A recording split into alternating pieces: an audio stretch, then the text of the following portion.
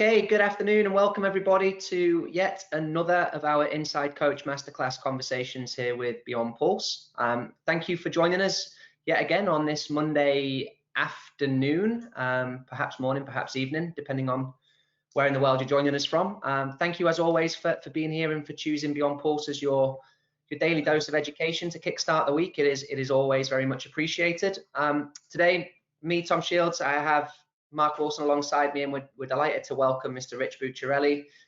Rich is, as you can see on the screen, actually, that he's kindly sharing prior to his presentation, a man with a nice resume behind him, some fantastic insight and ideas to share with you all about obviously what is an incredibly important topic right now, planning for a safe return to play for all of our players and children around the country, around the US, North America, or wherever in the world that you are.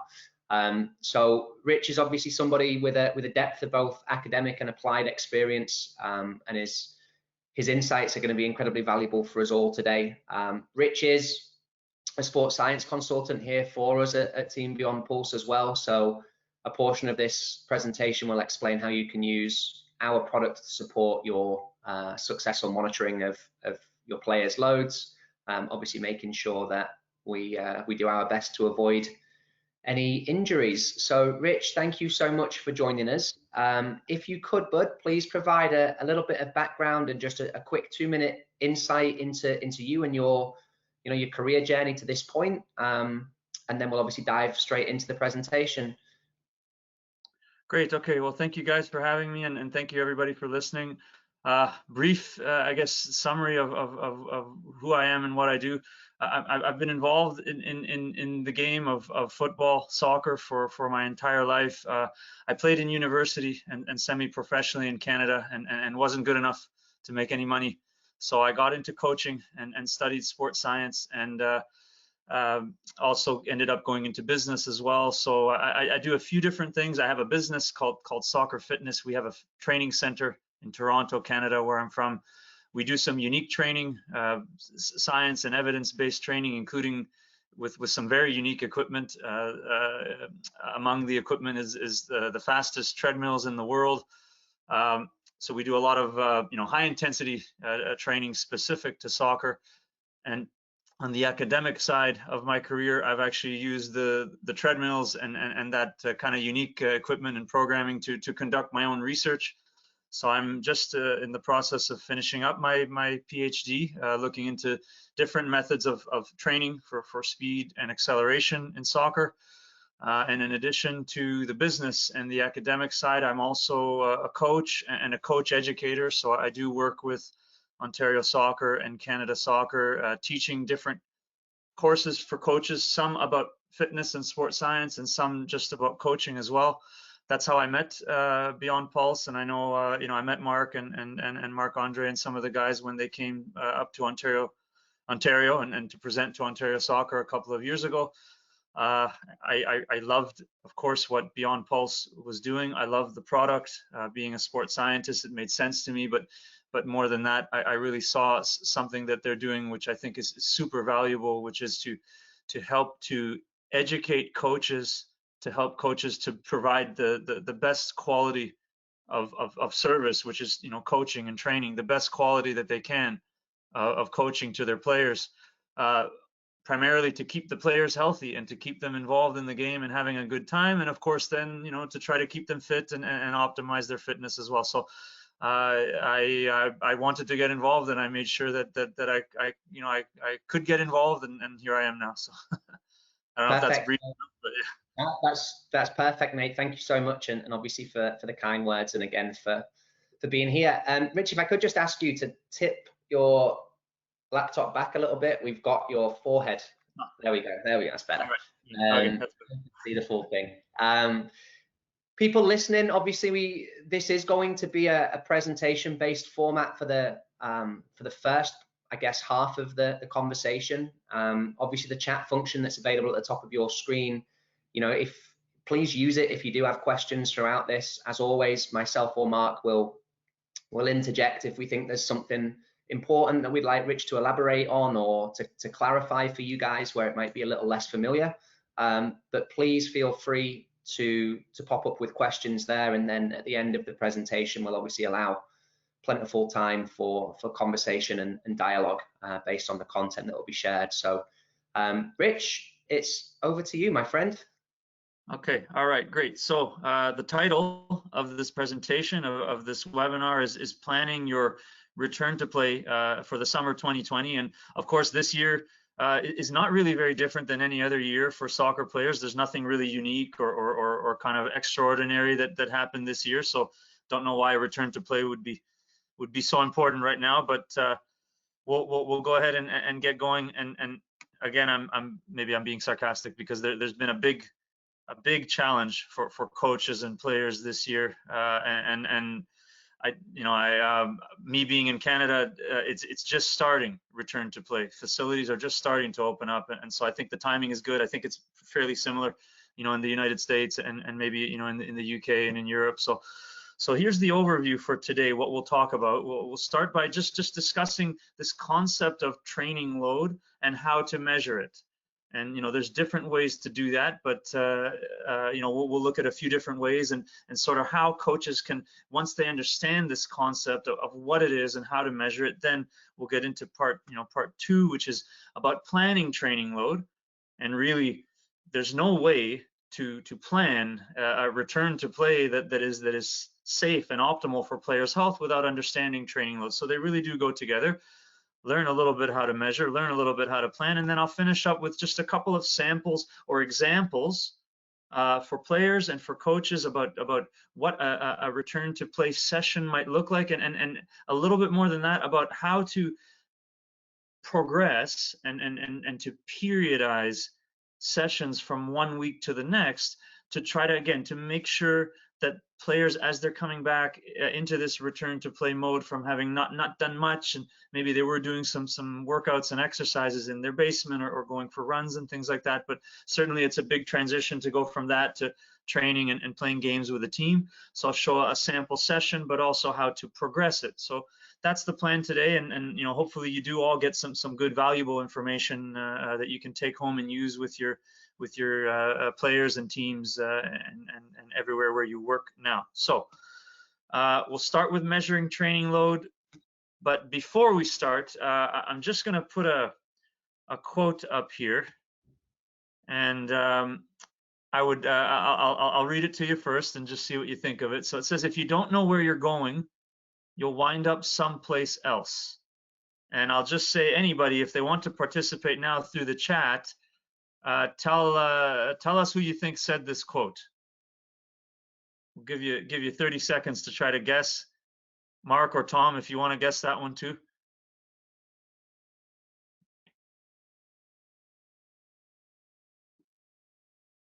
We got something here. What do we have here?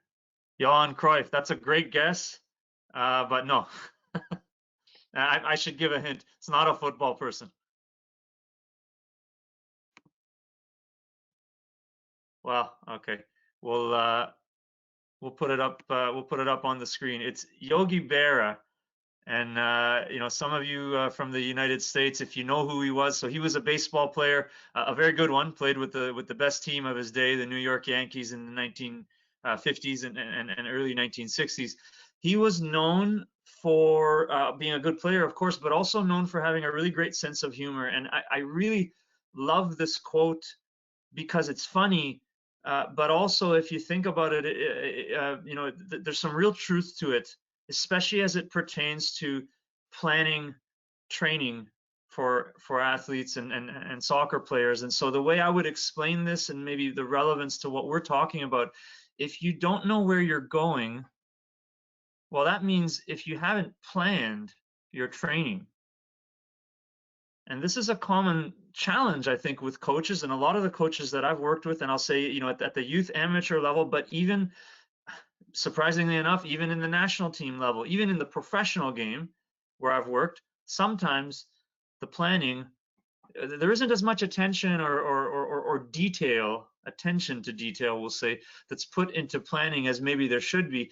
And if you don't put enough attention to detail in your plan, if you don't know where you're going, then you may wind up someplace completely different from where you want to be.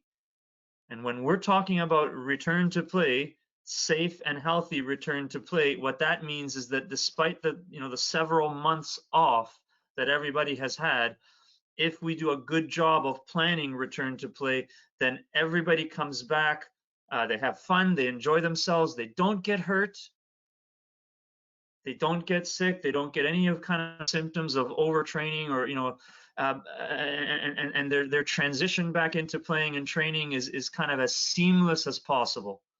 And so again, if you know where you're going, I'll use the opposite of the quote, maybe, or the antithesis of the quote, that if you do know where you're going, then you'll wind up going exactly where you want to be. So keep that in mind. We may refer back to that in a few minutes, but there it is. So let's talk about training load. Rich, before you go on to that, I just want to stress with the coaches, we're in a very obviously atypical situation right now. Steve Harvey the other day referenced a concept from John Wooden on the importance of preparation and planning, and the concept was that your planning and your reflection period on a session should equal the amount of time that the session is running for. So normally when we're going back to back, normally if you're a youth coach that's got 3 or 4 teams to work with and multiple sessions a night, that obviously becomes incredibly difficult. But right now, especially with the importance of the situation that we're facing, and the need to obviously be totally conscious and of the load that we're placing on players, I think getting as deep as we can with the planning and the specificity of what we're looking to do is super important. So if you use that in mind as what the elite level profess to be in the best model, and can get somewhere close to replicating it, I think not only will the sessions go well, but as Rich has said, we'll hope to avoid any of the issues that might come with the challenges that we currently face. So sorry, mate, just wanted to jump in and make that point, because planning has been discussed a lot. That's an excellent point, and I think it's something to keep in mind that you as a coach, you have to spend a lot of time planning, and it's a great way to put it, that as much time as you're actually working as a coach, then you can just spend the same amount of time planning and monitoring, and we'll talk a little bit about maybe how you can do that. And back on track here regarding training load. So when we want to look at this, this term, and say, well, what is it? How do we define it?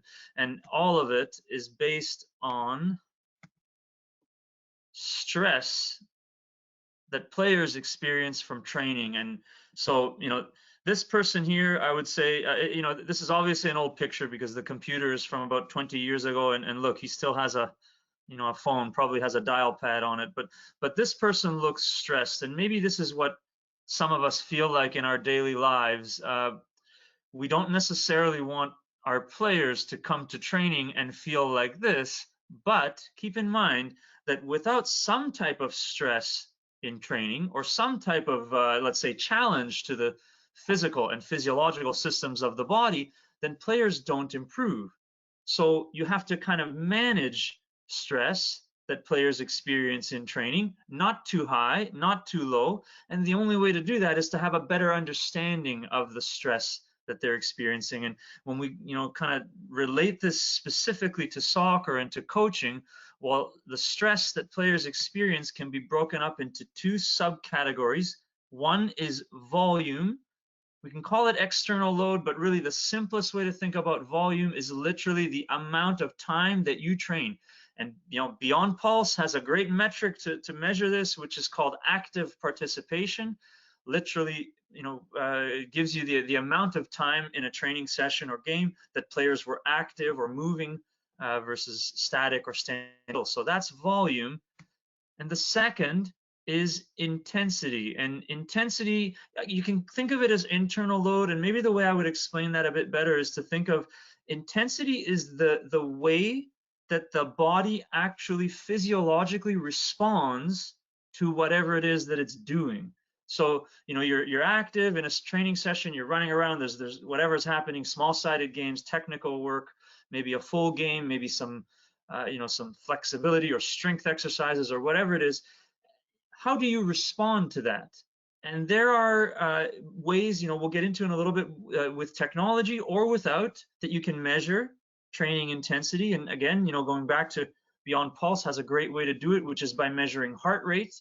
and also by measuring the speed that players run at, and also the percentage of the total time that they spend running fast versus running slow. So those are some of the technological ways to do it, but you don't need technology. But of course, you need to understand that there's volume, which is the amount of time you train, and then there's intensity, which is how you respond to training. And those are the factors that influence training load or stress on players. And so there's a simple formula, which you can see now at the bottom of the screen, that training load equals volume multiplied by intensity.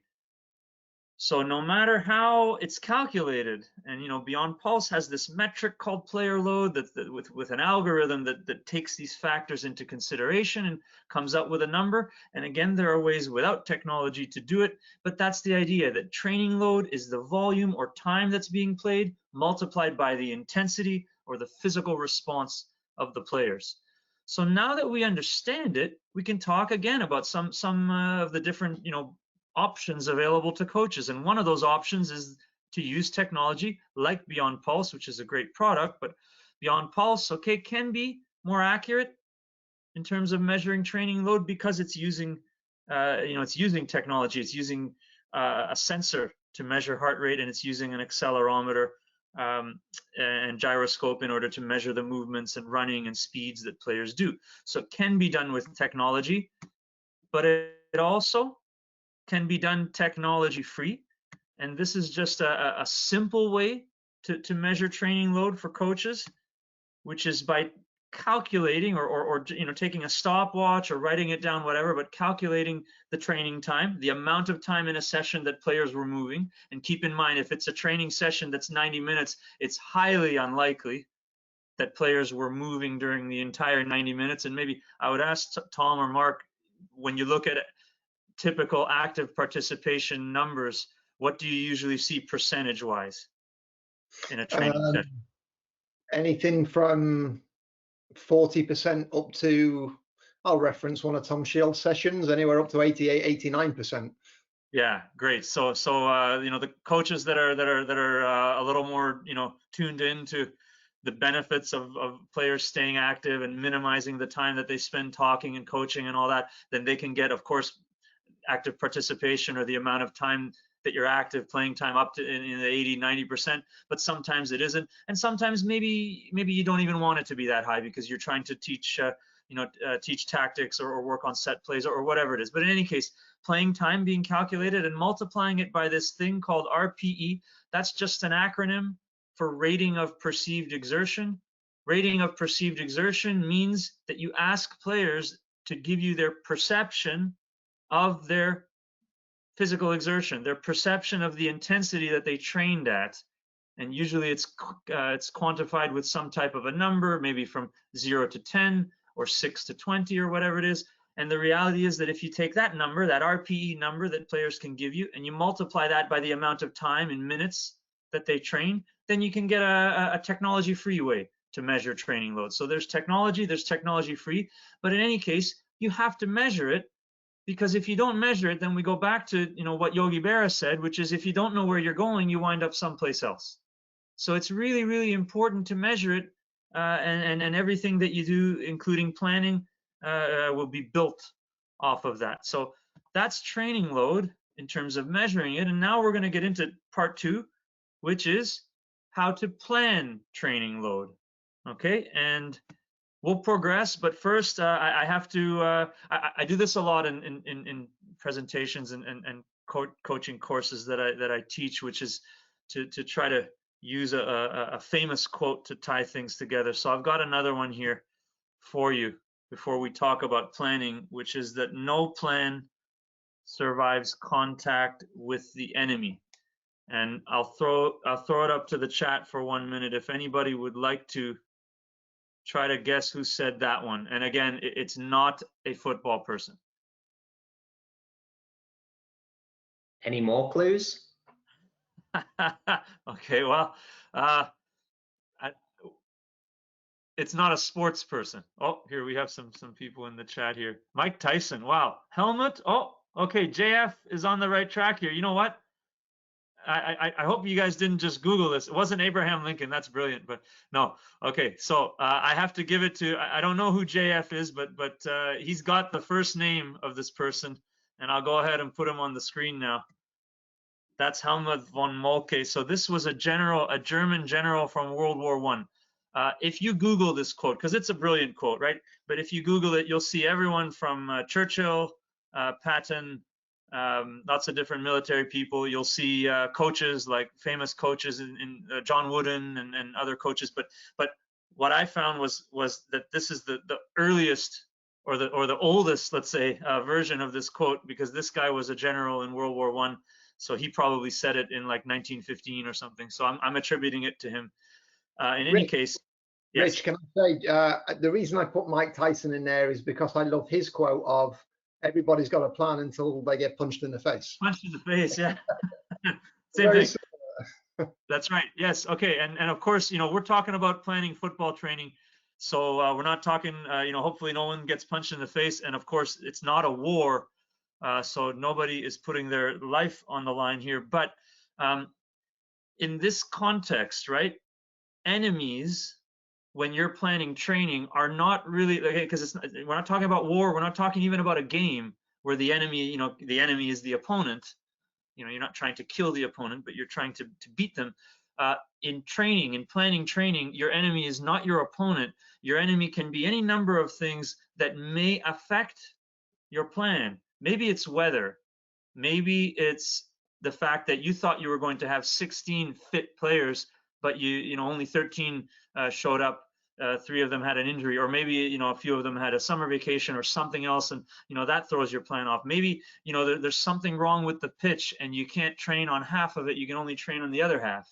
You know, maybe I don't know, your equipment broke, or there's any number of things, right? So and these are all enemies, let's say, that can affect your plan. And beyond that, keep in mind, right, go back to the first quote, which is, if you don't know where you're going, you'll wind up someplace else. You have to check to see that your plan actually worked. And that, you know, we'll get into that kind of at the end of this about monitoring. And that's why, you know, technological tools like Beyond Pulse are so great, because they allow you to monitor and accurately test and check the effectiveness of your plan. And again, you can do it without technology, but you have to understand that there's all these enemies, all these things out there, these external factors that are a lot of times totally outside of your control, which will affect your plan. And that's why you need to monitor what happened, check the effectiveness of the plan, and be prepared to make adjustments. So there it is. And again, it's a great quote to I think to remember and to reference back to if and when you're thinking about planning. So how do we plan? Well, everything in, I'm going to put my sports science hat on now. So everything is related to this thing called the principle of progressive overload. Here is the definition of the principle of progressive overload, or the principle itself, let's say, not the definition, but the principle itself, which says that in order to elicit positive adaptations without the risk of sickness or injury, overloads presented to each physiological system must be applied progressively with small incremental increases in volume and or intensity. So I'm going to simplify that quote for you, and I'm going to say, in order for players to improve their fitness without the risk of, you know, sickness, injury, you can almost group that into one and call that overtraining. So to improve your fitness without overtraining, the overload or the stress that you present in training, and remember, you need some stress. Without, like, if training is way too easy, if the intensity or the volume is too low, nobody improves, and that's not what you want in training. So the stress that you provide to the players, it must be applied progressively. So you start with a certain level, and then you make small incremental increases in volume or we'll say intensity. And keep in mind, whether you increase volume of training, maybe you add some playing time in games, you know, we'll talk about some examples of that, or maybe you do something to increase intensity. That's a little harder to do, definitely requires you to monitor. But for example, to increase intensity, you may decrease the rest interval in between a particular game or training session, or you might increase or decrease the field size, or add a player, or take out, there's an art to it. It's scientific principles, but of course there's an art to planning. But remember that if you increase volume, or you increase intensity, or you increase both, what do you really increase in the end? Well, you increase training load. So that's the idea behind the principle of progressive overload. And we'll have a look at maybe some examples of what a typical week in football and soccer training might look like. So here, these are just two little graphs that kind of give you, let's say, I'll give you a choice here. You've got on the x-axis on the bottom, you've got days from 1 to 7. So we can assume this is more of a professional or university team that's training every day. Okay. And then on the y-axis vertically, you've got intensity just rated from 1 to 3, or 0 to 3, with 0 being low and 3 being, let's say, high or maximal. And you've got kind of two different training models. You've got the one where essentially on the left here, training intensity is high every single day of the week, Monday to Sunday. And here you've got kind of a wave-like, or an undulating kind of pattern of some high intensity, some low, some moderate. So I'll ask, Mark, Tom, or anyone who's watching, which one of these do you think fits more with the principle of progressive overload, and maybe is a better model to look at for your own training? The left or the right? It's the right for me, Rich.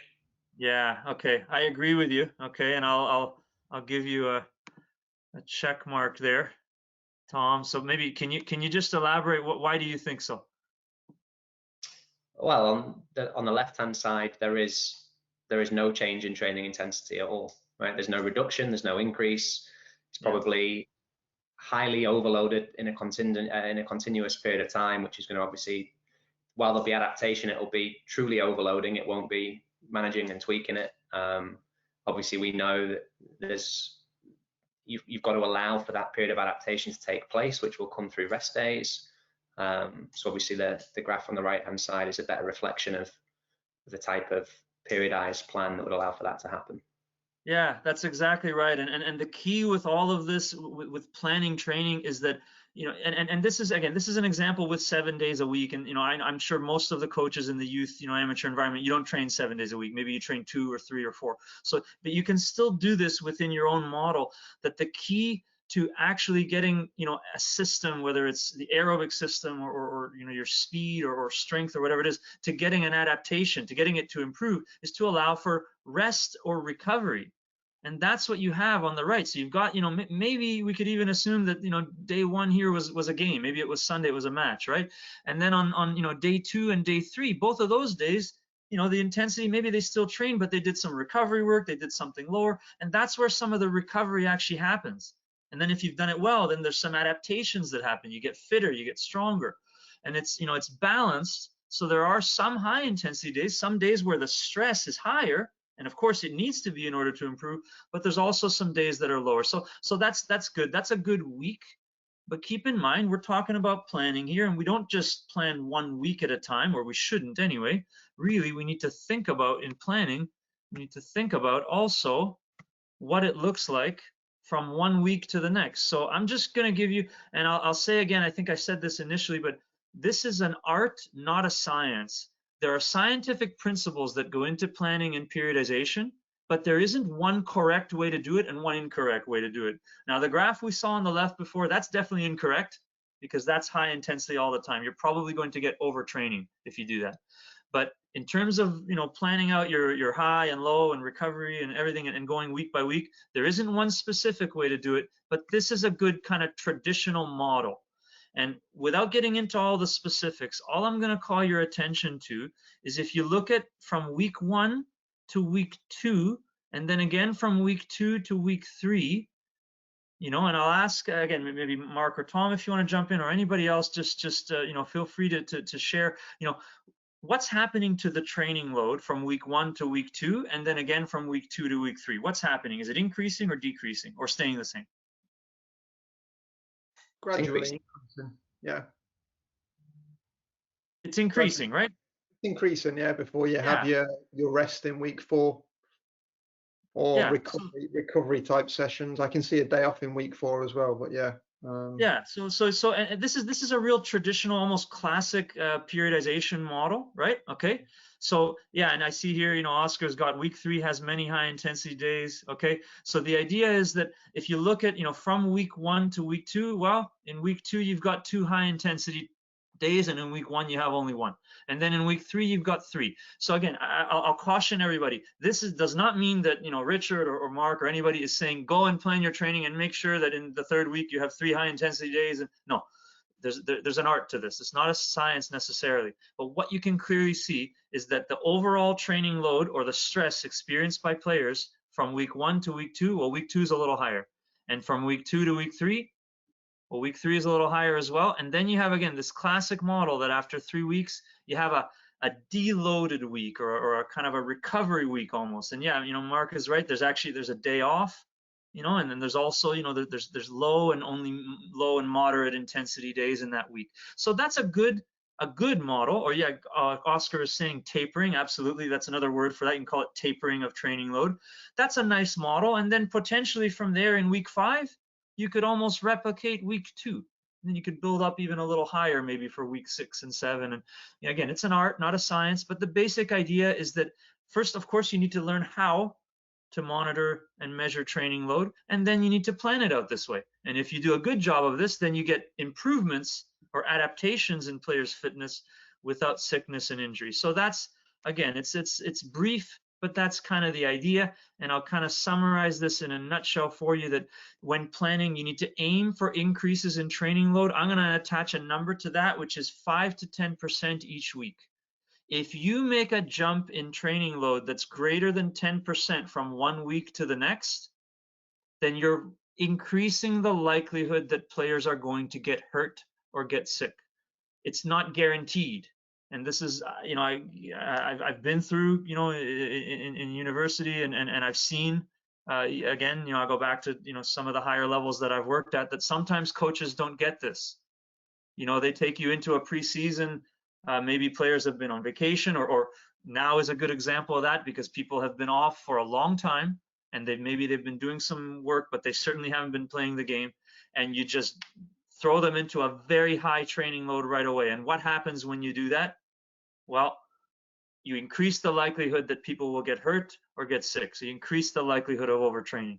So this kind of threshold of 5 to 10% increases, that keeps you back to the principle of progressive overload. It keeps you within that kind of incremental increase. Okay, so you can increase 5 to 10%, and you can do it by increasing volume, which is the time, the number of repetitions, the active participation, the amount of time that players are playing.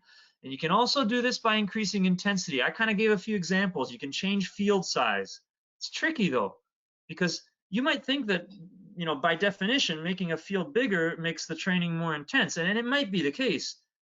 But it's possible that a field that's too big gives players too much extra space that they can just hide in. And, you know, if there aren't other conditions in the game, maybe they don't. Maybe they just stand still. Number of players, again, is another one that sometimes introducing a second or an extra player or something raises the intensity, but sometimes it makes it too crowded. Again, you have to plan it, but remember Helmut von Moltke that said that no plan survives contact with the enemy.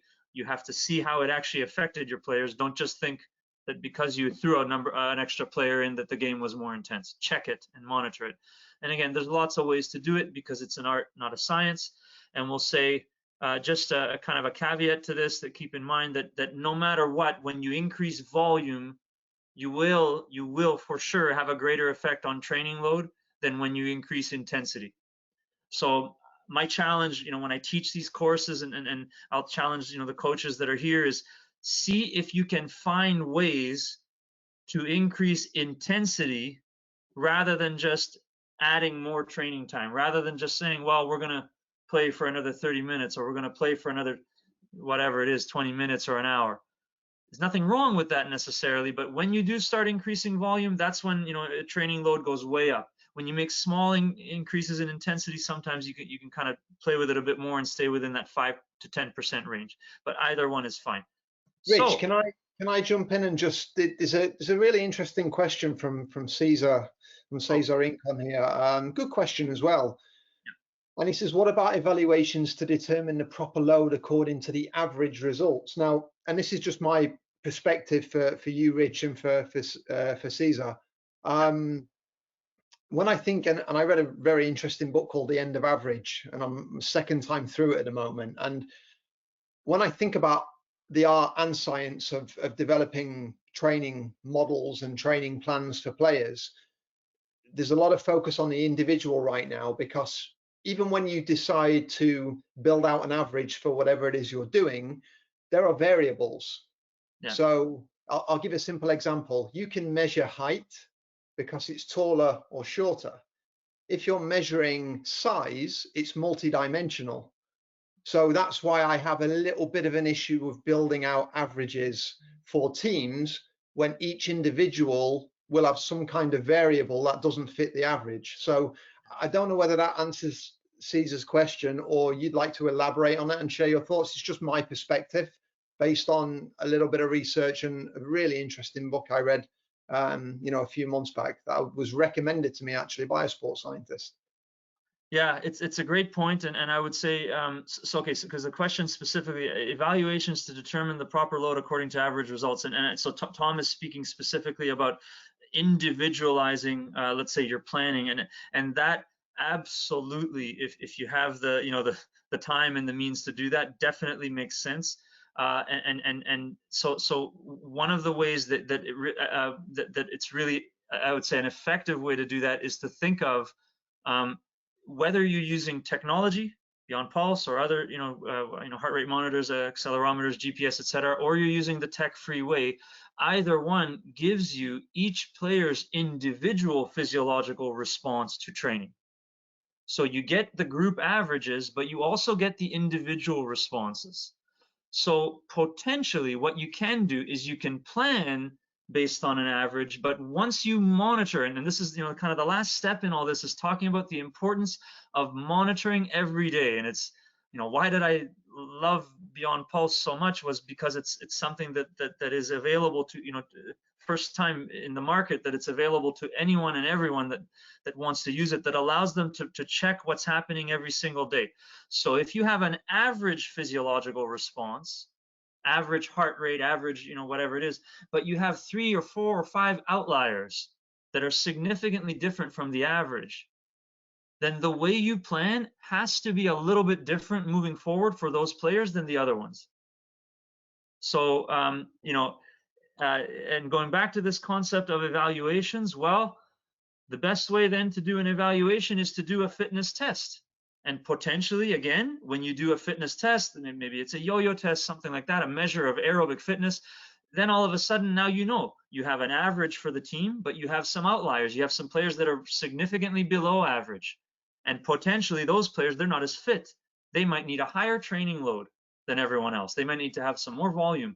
Now you've got some players that are, really a lot fitter than the average, and maybe you might need to take their training load down a little bit, and there's a lot of variables. Absolutely, Tom, I agree with you, and this is definitely an oversimplification, this information, so I'm sorry I can't answer everything with the amount of detail that it needs, but yeah, I agree. I guess that was Cesar there. I agree with you, and I would say do a fitness test, and then you must take into account the individual responses of every player. So, and just before we move on, because I do see another question here from Michael. What do you think about the use of added weight? So player A is doing 3 times 5 minutes, 5v5 with 90 seconds rest. Player B is the same, is playing the same games and rest, but carrying 5 pounds. Well, okay, I'd be careful with wearing weighted vests or any type of weighted clothing while playing the game. And the only reason is that the movements that you do in soccer, without all the specifics, because we may take too long, but the specifically actually the accelerations and decelerations that you have to do, even if you've added 5 pounds or whatever it is, it doesn't sound like a lot, but it's still a small percentage of 2, 3, whatever, 4% maybe of an individual's total body weight. And you're gonna significantly increase the load to the player by doing that. And the other challenge with it is, and I'll tell you just quickly, because I've got well, more than some experience using resisted running, sleds and treadmills and things like that. That if the weight is so small, 5 pounds, for example, it should, by definition, make you run a little bit slower than you normally can. But at the same time, it's so small that it's not heavy enough to really cause a really big increase in the force that you produce. So it's kind of like training yourself to move a little bit slower without any of the added benefit. It may give you an added load, I agree with that, but my answer, Michael, is rather than, player A and B being weighted, I might try to find a different way to try to increase the load for player B. Maybe that's player B plays a bit more. He doesn't rest as much as the others. Maybe that's player B, let's say has a different role in the game, has to touch the ball before a goal, that kind of thing. Like find a different way. I'm just not personally not a big fan of weighted vests when running around, because the load is very high. Okay, so let's move on, and I'm sure, of course, people may have more questions moving forward. We'll just kind of show a little bit of examples, and we'll talk specifically about this term monitor. I have to apologize, there's a spelling mistake there. We'll change that up before we send you the PDF. But you must monitor training load after every single session. This is crucial. Go back to the quote where we said no plan survives contact with the enemy, and no matter what, I will guarantee you, no matter how much time and energy and effort you spent planning, nothing is going to go exactly according to your plan every single session. So there's no way to guarantee that everything goes according to plan. You're going to have enemies, you're going to have disruptions and things. You have to be aware of it, and the only way to do that is by monitoring. And here are the ways you can monitor. Again, you can use technology. You can use a system that has heart rate accelerometers, etc., or you can use that RPE multiplied by playing time. But either way, you have to do it, because if you don't do it, then then you go back to if you don't know where you're going, you'll wind up someplace else. So you have to do it. And of course, I'll wrap it up by saying that you must adjust your plan based on the data that you collect. And so this goes even to Cesar's point, which is individuals may not necessarily respond the way you thought they would or the way you wanted them to each session. So you need to check those things and don't just go according to the average. Make sure you look at the individuals. Tom, I don't know how much in that book, I have to get that book. It sounds interesting, but I don't know how much they talked about things like standard deviation and all that. So of course, when you're measuring any statistic, if you look at the average, but you don't consider, the standard deviation, so how far away were some of the players from the average, then you don't have a complete picture. So you have to check the data that you get from monitoring, and you have to adjust. As a point of note, a lot of the research that they were referencing in the book, some of the research and some of the scientists were more inclined to remove variables to frame the picture they wanted than actually use the variables to challenge the end result. So just a little insight into the book. Really good read.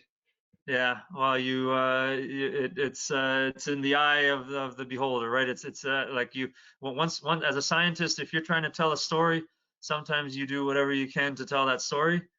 And so yeah, it's unfortunate, but that's very common, maybe more common than we think it is. But that's why, again, we're speaking to coaches here. You have to check averages, but you have to check individual responses as well. So I'll finish just with some sample training sessions. And again, I want to stress, this is an art, not a science. This is absolutely not me saying, you must make your players do this workout and you must do this small-sided game. No, this is just a simple example to give you an idea of, what does this theory that we're talking about, the principle of progressive overload, and, what does it look like in practice? Okay, so first of all, and I'll say this for players because the restrictions on training and everything are being lifted, but they haven't been fully lifted yet. Like as far as I mean, in Canada for sure, in Toronto, there are no teams that are training yet, and may not be until the middle of June or end of July. And they're going to kind of phase it in with individual sessions and then small groups and all that. So what can players do now? Well, you know what? The weather is nice enough. They can put on a pair of running shoes and they can go outside and run. And that's the best form of aerobic exercise that they can get until they can play. Okay, so here are some examples for players. So this is just a simple workout. It's a common kind of running workout, high intensity interval workout that players can do on their own. Okay, so it's 4 sets of, in brackets, 4 minutes running at greater than 80% of maximum heart rate. That's if you have a heart rate monitor, right? You can wear it, you can check and see, you know, how hard you're going. If you don't, then you can just treat that 80% as if it's relative to your maximum capacity. So think of it this way. If you sprint, that's maximum, that's 100%. So if you're running at 80%, then you're running at a speed which is 80% of what a sprint is. That's different for every player.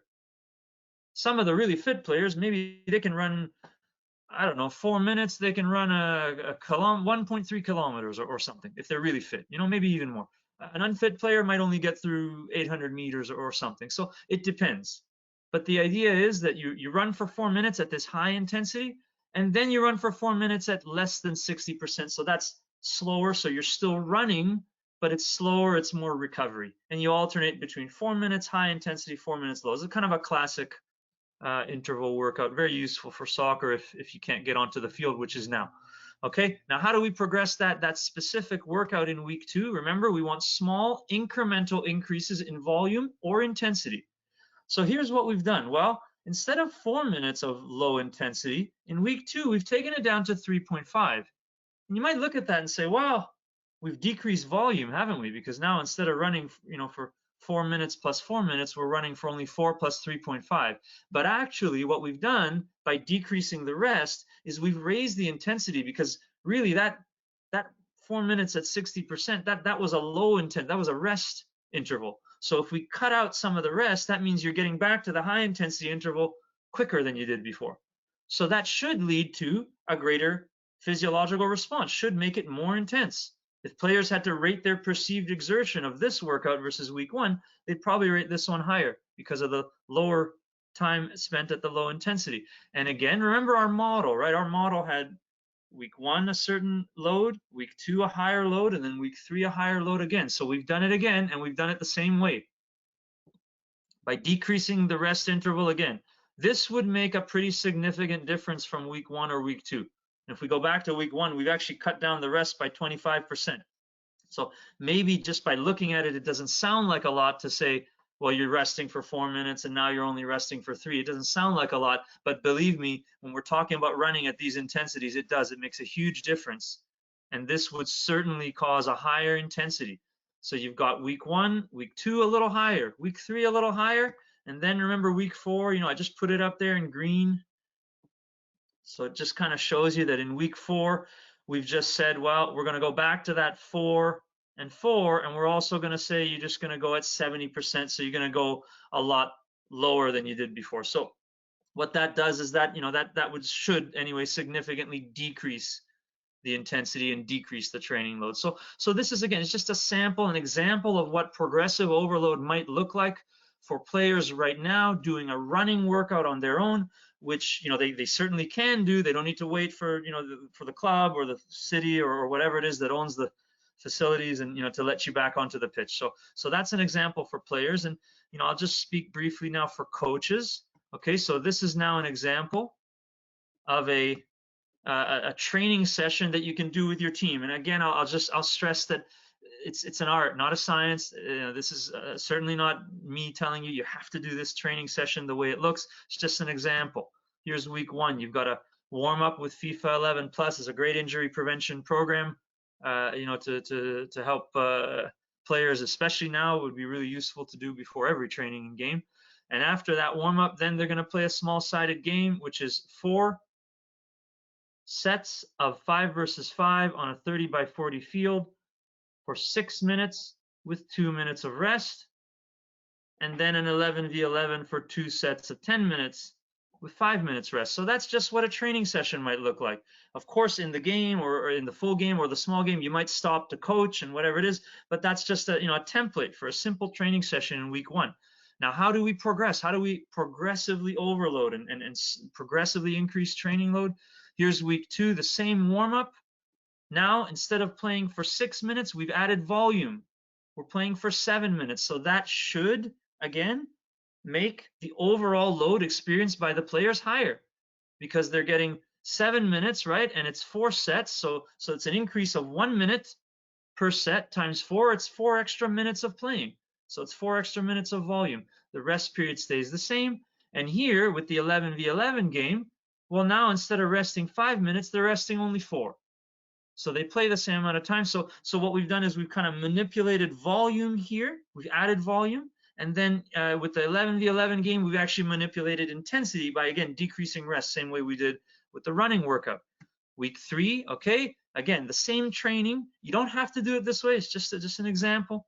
But here you have, okay, the same game, 4 times 5v5. Now we've bumped up another minute. So we've gone up to 8 minutes. So you can see these are still small and incremental.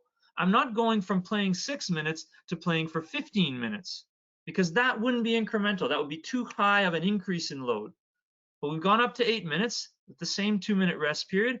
And now in between the 11v11 games, now we've gone down to 3 minutes. So once again, we have raised volume in the small-sided game, and we've raised intensity in the 11v11, and following our same model, which is week 1, a certain level or load, week 2, a little higher, week 3, a little higher, and then week 4, back down.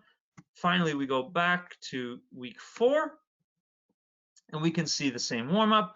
We go back to playing, but now in the 5v5, we're playing it only for 5 minutes. And in the 11v11, we're going back to a 5-minute rest period like we had in week 1. So you can kind of see that progressive overload, that weekly model with 3 incremental increases and then a deloaded week. You can see that in action here, okay? So that's, again, it's very oversimplified, but this is basically the idea with training load. So to wrap things up, and again, I'll encourage anyone else, if you do have more questions, please jump in, but this is to summarize what we've talked about today. First of all, you're going to choose one method to determine training load. Okay, again, you can use technology, you can use the technology free, but you got to choose a method and stick to that method. Okay, number 2, plan for 5 to 10% increases in training load each week, but make sure that you have some deloaded or tapering weeks mixed into your plan as well. And again, we have to put that caveat, which is no plan survives contact with the enemy. And that leads us into the third summary point, which is monitor training load after each session. That's how you know how those enemies or how those other variables affected your plan. And finally, adjust your plan based on the monitoring data that you've collected. Don't just assume that, again, because you played 5v5 for 8 minutes and that that game was high intensity. Maybe it looked like it was, but maybe, as I said, maybe you had some players hiding. Maybe, when your back was turned or something and the ball went out, everybody just, took a break and stood still for a minute, and that affected their performance. Or maybe there was just a few players that didn't get the same load out of it. You have to adjust based on monitoring or the data that you get from the monitoring that you do. And I will say that's it. So thank you everyone very much for taking the time and of course for listening and participating. And I hope you got something valuable out of this. And I'll say, and I do think we have a few minutes. If anyone else has some further questions or comments, please feel free. Yeah, Rich, I'm just going to jump in there and obviously say a big thank you from us for that. We'll extend the questions here. If there isn't any, I do have a couple just to try to dig in. My first one, you've obviously given a great example there of a working week. Is there a time? Is there a duration of an activity time that coaches shouldn't be looking to go past when we first get back to activity? See, that's a great question, and it's tough because like you have to sort of consider maybe the level of the players that you have, fitness level, competitive level, what they've been doing. I mean, if they've been doing nothing at all for 2 months, then you have to really take it easy. So I mean, just general guidelines, I think you know, if a normal training session was 90 minutes, I think there's nothing wrong with the first few weeks of training coming back to have 50% of that. I think there's nothing wrong with 45 minutes to maybe 1 hour maximum, because within that, of course, there's different levels of active participation, and you can give more longer water breaks and longer rest breaks and all that. But I think there's maybe nothing wrong with cutting the total volume in half right away, and then maybe building from there. But it does depend on on the level of the players. So. Yeah, of course. And what about within that, the duration of a single activity? So would you suggest, hey, first time that players come back, they're in a 5v5 or a 7v7 and they're going for 15 minutes? Or should it be that it's a slightly smaller period of time that's obviously we're gradually then building up? Like, are there any red flags that people should avoid that might lead to too early of a spike or overtraining too quickly, anything like that? Yeah. Okay. So let's look at it two ways. So first of all, time. These are great book by a guy from Spain that talks a lot about small-sided games for fitness training. And so at the minimum, the time duration of each game can be the same as the number of players on each team. So for example, 5v5, 5 minutes. That's a nice minimum value. As you go lower, you look at 1v1, for example. Well, 1v1 for more than 1 minute is really tough, right? But as you get into kind of the small-sided games, 3v3 and onward, that's a minimum value, and a maximum value can actually be double. So for example, let's use that 5v5. It's kind of simple to understand. Start with 5-minute games and progress to no more than 10 minutes. You'll probably find, no matter how fit your team is, if you play 5v5 for more than 10 minutes, the last couple of minutes are not useful, right? So that's maybe a good window. Start with the number of minutes equal to the number of players and go only to double that. The other thing you can try to think about is the field size. And so you have to forgive me because I'm going off the top of my head here, but as a general rule, you want square, let me make sure I get this correctly, square meters of the field, or square yards, let's say, to be somewhere between 80 up to about 150. Smaller than that makes it really difficult to get any kind of good training, and larger than that is too much space. So, but again, this is off the top of my head. The playing time and number of players. I mean, I know I've remembered that correctly. You'll have to forgive me if I'm incorrect about field size, but maybe I'll follow up with you guys and I'll send you a link to the study. So. Yeah, I always found it interesting in pre-season at any club I played at, that whenever there was anything involving competitive nature, so games based, even in a rondo, whatever it was, players can't, certainly not at that level. So this might be defined by ability level or even age. You can't not play at your maximum. Like a manager or a coach, if you tried to play at less than your maximum, it wouldn't work at that level or that ability, at that fitness level. So do you think it's maybe age and ability level defined? Even when you come back on the first day, we would do small rondos, but they'd be like a minute or 2 minutes long, but it was so high tempo because the players didn't know, one, how to train any other way, or didn't want to train any other way. So you've really got to manage the time to manage, that player load at that point, or that workload. Can I, Rich, before you answer, can I extend that as well? Because I think Willow's made a really brilliant point. Yeah. It's, where do you cut off between doing what you've planned for and maintaining successful quality? So if Willow's saying that we'll go in, hey, it's going to be buzzing, we've got to fly, maybe you've planned for 10 minutes, and it links to a little bit of a question here from Saksham is, I planned for 10, but then the quality really drops after 7.5.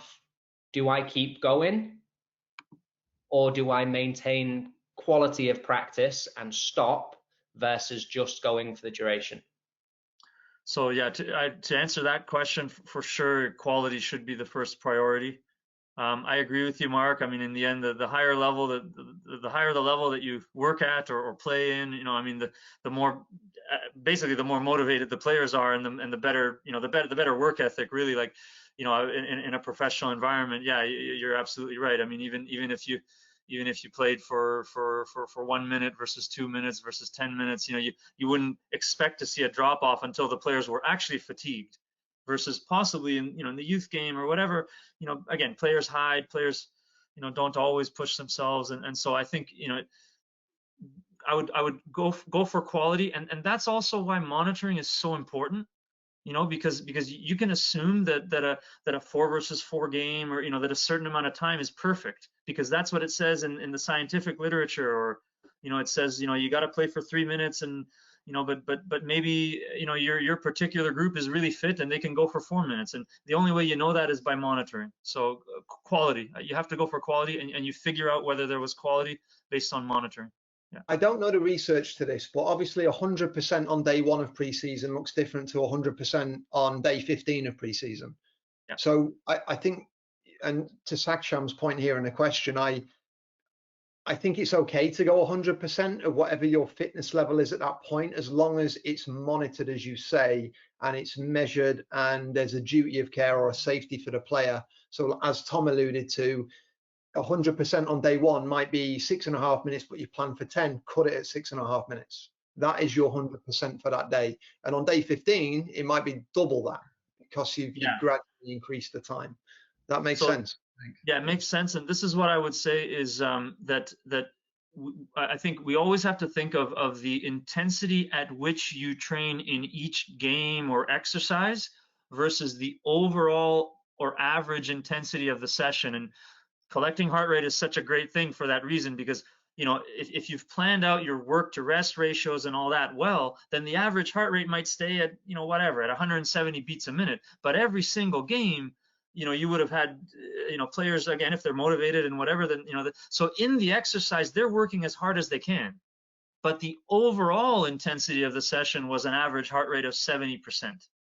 Now, if the planning has been done well, then 2 weeks later or 3 weeks later, you could do the same games, the same 5v5 or 3 or whatever it is, but now you could add a bit more time, and maybe you'd still get the same physiological response because the players are fitter. So I mean, I don't think it's really good to think of any whether it's a 1v1 or a technical exercise or a small sided game or whatever, to ever think of that as if players are going to go in there and not go as hard as they can. I think they always should in the exercise. The key as a coach is to say, okay, well, we know they're going to go as hard as they can, or we're going to push them and motivate them to do that. How much rest do we give them? How much time do we let them play for? And then how do we periodize that so that next week it's a little bit higher than it was before? Yeah, that's brilliant, Rich. Thank you ever so much. Guys, we've obviously had the hour. If there's any more questions, please ask now. Otherwise, we will be releasing Rich from his duties back to his real work. Yeah. Yeah, I think so. It looks like we're good, bud. I guess just to reinforce again just how grateful we are for that insight. It was fascinating. It's actionable. Call to action for the coaches is obviously to please just take it on board and leverage whatever opportunities and resources you have to effectively plan and monitor, so that obviously we've got a grave duty of care towards all the players that we're entrusted to work with. So certainly listening to stuff like this is great. Rich, you've obviously put there an email address for questions, but where can the listeners go to for more resources or more advice and more guidance from you? Is there so it's the same URL that you see in the email, soccerfitness.ca. So that's my website. I've got all kinds of I've got a YouTube channel linked to there. I got my blog. We've got all a lot of stuff available. Coach education courses, everything there. And I've given some content to Beyond Pulse as well. So there's the Beyond Pulse learn.com/learn. Am I getting that correct? Or learn.beyondpulse.com. Learn.beyondpulse.com. I'm sorry. Okay, so yeah, so that would be if you want to reach me, you can reach me at Soccer Fitness, and again, you can find my content there or with Beyond Pulse as well. So. Perfect. Well, thank you ever so much for that, and again, everybody who was joining us today. We're obviously greatly appreciative of you taking the time out and choosing us as your source of education. So thank you. We're back on Wednesday and Friday this week, 3 o'clock, I believe, on Wednesday, where we take a look into the pro world and how Orlando City have been preparing their players to return to play. And then Friday, we're exploring how youth club DOCs have been setting sessions and monitoring what their players are doing as well. So a couple of really interesting conversations coming up. But Rich, again, from myself, from Willow, and all of your fellow Team Beyond Pulse, thank you ever so much for joining us. And everybody else, we look forward to seeing you all again very soon. Thanks, guys.